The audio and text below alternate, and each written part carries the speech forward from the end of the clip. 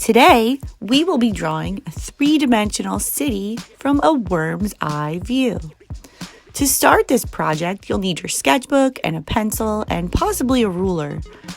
The first step is to draw 5 different lines of varying heights.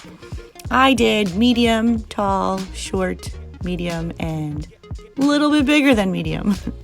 So draw your lines, leave some space at the top of the page, and get ready for our next step to transform this drawing into a city. You will be turning the tops of the buildings into arrows. So you do 2 lines coming down diagonally from each tip of the building.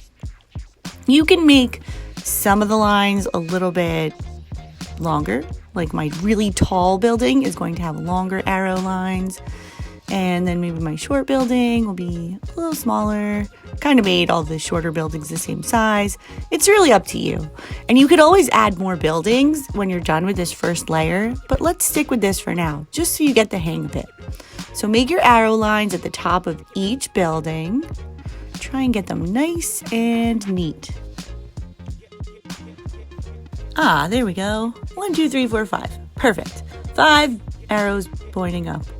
Next, you can take your ruler or any type of straight edge, or you could try freehand drawing it, and you're going to take the very edges of those arrow lines that we drew and just connect them to the bottom of the page, going straight down. Now you have a building with 2 sides in view. It's much more interesting than just a flat building. So do that from the edge of each one.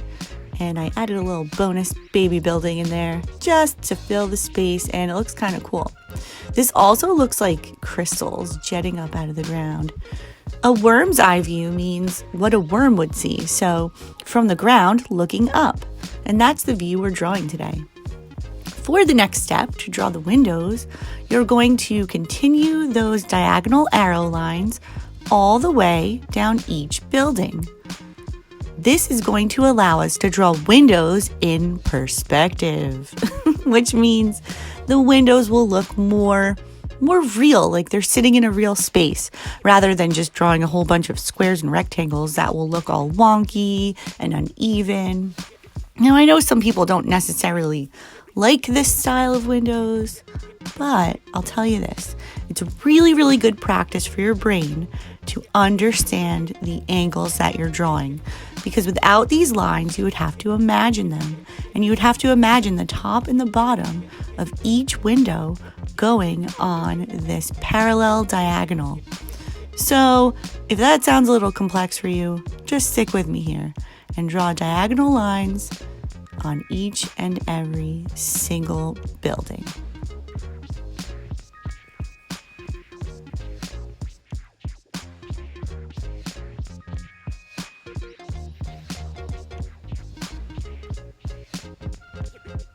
Next, you're going to draw straight lines through the middle of those diagonals, and this will create the little sections for your windows. If that was a little too fast for you, you can go back and rewatch it. I know time-lapse can get a little quick. I added some diagonal lines to show the reflection on the glass of each window. I'm going to show you a little bonus trick you can do. Check this out. If you take the middle line from one of your buildings and extend it straight up, and then draw more of those diagonal arrows, it's going to look like a stick figure tree is growing out of your building. But stick with me on this one. It ends up looking really cool. Check it out. After you have that, you draw straight lines going down, straight down, and boom, you have a stepped up top of your building.